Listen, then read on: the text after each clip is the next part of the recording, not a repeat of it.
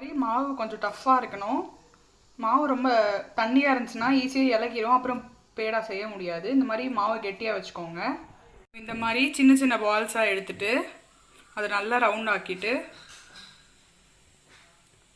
கொஞ்சமாக ஒரு அழுத்தம் கொடுத்துக்கோங்க. இப்போ அதே மாதிரியே மீதி இருக்க மாவு எல்லாத்தையும் பேடா செஞ்சு வச்சுருக்கேன்.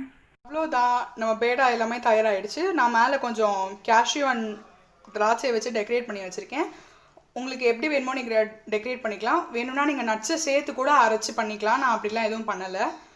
இதை பார்த்தீங்கன்னா கண்டிப்பாக யாருமே பிஸ்கெட்டில் செஞ்சதை நம்ப மாட்டாங்க. நம்ம பசங்களுக்கும் சரி பெரியவங்களுக்கும் சரி மேரி பிஸ்கெட் அவ்வளோவா பிடிக்காது. இந்த மாதிரி நீங்கள் செஞ்சு கொடுத்தீங்கன்னா கண்டிப்பாக விரும்பி சாப்பிடுவாங்க.